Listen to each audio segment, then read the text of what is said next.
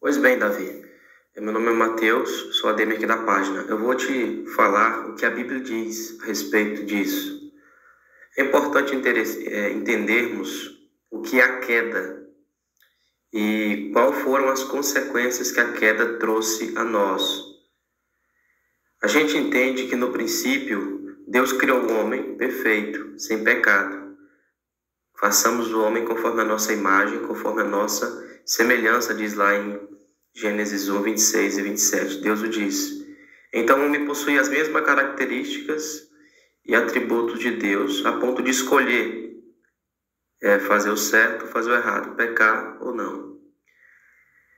E Deus havia dado um único mandamento para que ele não comesse do fruto do conhecimento do bem e do mal, porque no dia que eles comessem, certamente eles morreriam. Está lá em Gênesis 2. Então ele quebra o mandamento de Deus, Adão e Eva, comendo do fruto, a qual Deus havia dito que eles não comessem. E eles são destituídos da glória de Deus, são expulsos do jardim. Eles pecaram e quebraram uma santa lei de Deus. E fazendo isso, aconteceu aquilo que Paulo diz em Romanos 3, 23, porque todos pecaram e destituídos, separados da glória de Deus estão. Ou seja, todas as nossas faculdades foram afetadas, contaminadas pelo pecado, a ponto de nós nos tornarmos incapacitados de buscar a Deus, de querer amar a Deus, de querer ler a palavra de Deus, de buscar a Deus. Então todas as nossas faculdades, a nossa alma, ela foi contaminada profundamente pelo pecado. Nós somos destituídos da glória de Deus, como Paulo diz em Romanos 3, 23. E o que é o pecado?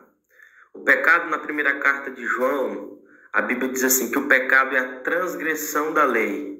Ou seja, o pecado é quebrar a lei de Deus. Deus nos deu um mandamento e nós quebramos esse mandamento a qual deveríamos obedecer, como criaturas feitas por Ele. Desobedecemos Ele como Deus, como Criador, como aquele que nos fez.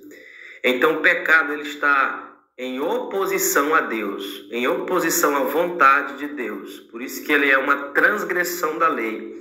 E o pecado, quando pecamos, ele é terrível, abominável, porque ele vai diretamente em direção a Deus. Ele está em oposição a Deus, em oposição à vontade de Deus. O pecado é uma afronta a Deus, um Deus que é santo, um Deus que é puro, um Deus que não pode pecar e que abomina o pecado. Aí talvez você se pergunte, mas Mateus, o que eu tenho a ver com o pecado de Adão? Nós temos tudo a ver. Deus criou primeiro Adão e Eva, e Deus criou Adão como um representante, como um cabeça federal de toda a raça humana. Nós entendemos, mediante as Escrituras, que todas as pessoas hoje, elas descendem de Adão. Então, por sermos descendentes de Adão, nós também carregamos essa transgressão. Esse pecado ele foi contaminado, toda a sua alma, toda a sua constituição.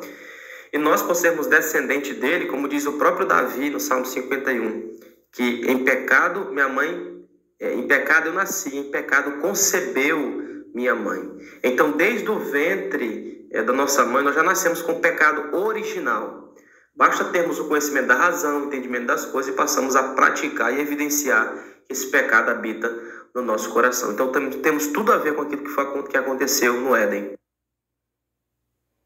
Então nós caímos em Adão, pecamos em Adão. Por isso que o nosso pecado, os nossos pensamentos, a nossa mente, o nosso coração, ele não ama Deus. Nós, Davi, já desde quando nascemos, nós não amamos a Deus. Nós odiamos as coisas de Deus. Por natureza, esse pecado que habita em nós faz com que nós odiamos a Deus, odiamos as coisas de Deus, odiamos a palavra de Deus que é santa. Por isso que você vê no mundo hoje cheio de maldade. É um mundo que é contrário aos princípios de Deus. É um mundo que faz de tudo para zombar da graça, da misericórdia de Deus, da santidade de Deus. Então, de fato, todos nós somos contaminados pelo pecado a ponto de não amarmos, empreendermos e fazermos nada em relação a Deus, para agradarmos a Deus e fazermos a sua vontade. Estamos literalmente mortos nos nossos delitos e pecados, como então nós caímos em Adão, pecamos Então, Davi, como que Deus lida com esse pecado? Como que Deus lida com as consequências desse pecado, da queda que aconteceu ali com Adão e Eva, e que todos nós hoje somos acometidos por isso? Nós também pecamos contra Deus, amamos o pecado, amamos viver na iniquidade. Como que Deus vai lidar com isso? Como que vamos resolver o problema do pecado, sendo que nós somos criaturas agora destinadas e feitas para morrer após o pecado, ou seja, nós morremos, o fruto da quebra do mandamento é a morte, morte física, morte espiritual e também morte eterna quando não se há arrependimento. Então, como que Deus vai lidar com isso? Sendo que a morte, ela nos apanhou, ela nos rodeia, ela permeia a nossa vida, a nossa alma neste mundo cruel. Como que Deus vai lidar com o problema do pecado? Isso que eu vou explicar aqui no próximo áudio. Aí nós entendemos aquilo que as Escrituras nos mostram como o Evangelho. 1 Romanos 1,16, Paulo diz: porque não me envergonho do Evangelho, pois é o poder de Deus para a salvação de todo aquele que crê. Ou seja, Evangelho significa boa nova, boa notícia. Que boa notícia é essa? Que nós, mortos dos nossos delitos e pecados, a Bíblia diz que Deus nos amou de tal maneira, como diz João 3,16, a ponto de mandar o próprio Filho dele, mesmo nós estando nessa miserável condição de pecadores. Deus manda o seu Filho, Jesus, para assumir a nossa natureza, para carregar sobre nós o seu pecado, o nosso pecado na cruz, morrendo por aqueles que haviam de crer nele e resgatando eles do pecado. Só havia um meio de pagar essa dívida com Deus. Só havia uma única pessoa que poderia pagar essa dívida com Deus. E essa dívida que tínhamos para com Deus é uma dívida eterna. E nós não poderíamos pagar nunca essa dívida que o pecado causou. Mas Cristo morreu no nosso lugar, nos dando o direito de vida eterna.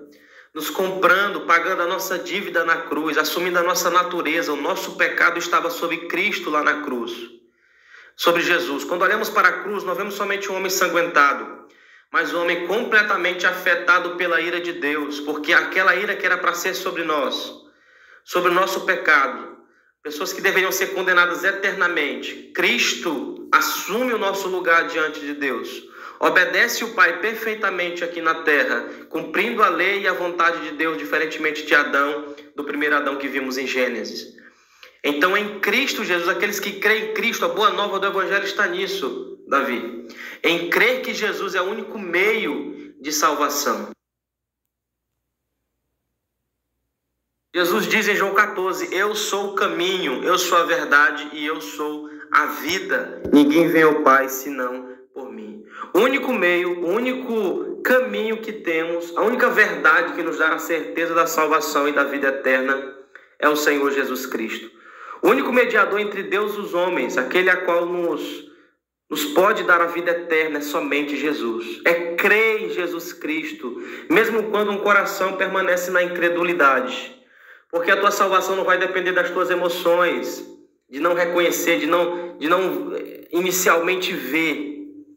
Mas você precisa crer em Jesus Cristo, se entregar a Jesus Cristo, entregar toda a tua vida incondicionalmente a Cristo. E olhar para Ele e entender que Ele é o único caminho que pode te livrar dessa condenação eterna. Te livrar do teu próprio coração incrédulo, do teu coração que não consegue enxergar essas verdades eternas.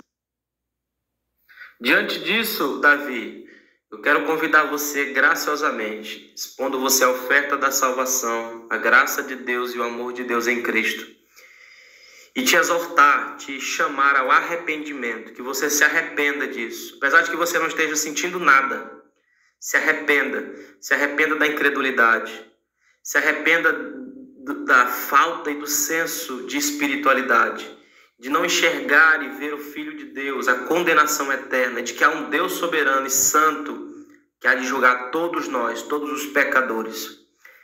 Então, corra para Cristo, Davi, enquanto há tempo. Enquanto essa oferta da salvação está disponível e Cristo está te dando graciosamente nessa manhã essa oportunidade de ouvir o Evangelho dele.